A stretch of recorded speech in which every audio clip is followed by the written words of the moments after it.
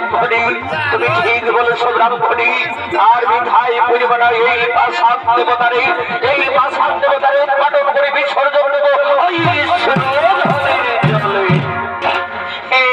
চলো না, চলো না গো চলো, আমিও তোমার শোনে সহায়তা করি, শিবলিঙ্গ উৎপাদন করে বিসর্জন দিই ওই সুরধনের জলে। এসো ব্রাহ্মণী এসো, আর কাল বিলম্বের নাহি প্রয়োজন ব্রাহ্মণী, আমরা এক্ষুনি শিবলিঙ্গ উৎপাদন করে বিসর্জন দেবো ওই সুরধনের জলে।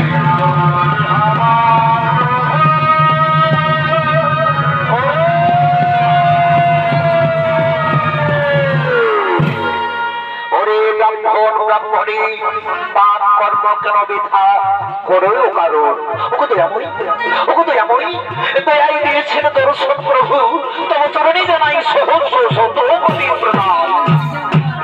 তথাস্তু তথাস্তু ব্রাহ্মণ ব্রাহ্মণী, এবার হেতু মলিঙ্গ উৎপাদন করে বিসর্জন দিয়ে ওই সুরধনের জলে। বলো বলো ব্রাহ্মণ ব্রাহ্মণী, কিবা তোমাদের মনের বাসনা, আমি অচিরে বাসনা আমি করিব পূর্ণ।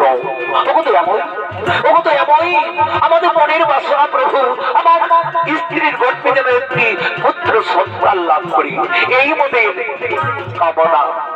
তথাস্তু তথাস্তু ব্রাহ্মণ ব্রাহ্মণী, এই নাও ব্রাহ্মণ ব্রাহ্মণী স্বর্ণবিজ্ঞার পবিত্র জল, নিত্য নিত্য সুরধনের জলে স্নান সেরে শুদ্ধ চিত্র হয়ে তোমরাও হয়ে দুইজনে জল করিবে পান, তাতেই তোমাদের মনের বাসনা হইবে পূর্ণ। আমি এখন আসি ব্রাহ্মণ ব্রাহ্মণী, আমি এখন আসি।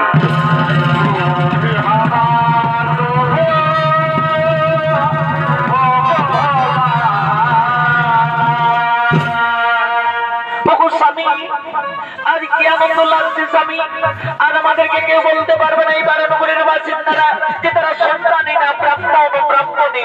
তুমি হবে সন্তানের পিতা আর আমি হব সন্তানের মাতা।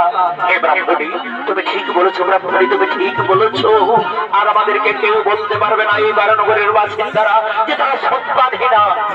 ব্রাহ্মণ ব্রাহ্মণী তুমি হবে সন্তানের মাতা আর আমি হব সন্তানের পিতা। রেখে দাও ব্রাহ্মণের স্বর্ণবিজ্ঞার পবিত্র জলে মন্দির নিকট, আর চলো ব্রাহ্মণী চলে যাই আমরা ওই সুরধনের জলে। ওই সুরধনের জলে গিয়ে স্নান সেরে শুদ্ধ চিত্র হয়ে আমরা ওই দুজনে জল করিব পান। তাই চলো স্বামী, আমরা যাই সুরধনের জলে স্নান করিতে।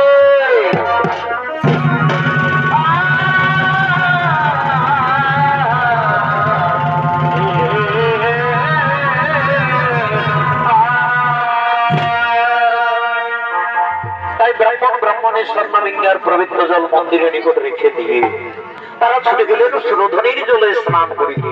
আর ওদিকে বন্ধুপুরের মহারাজ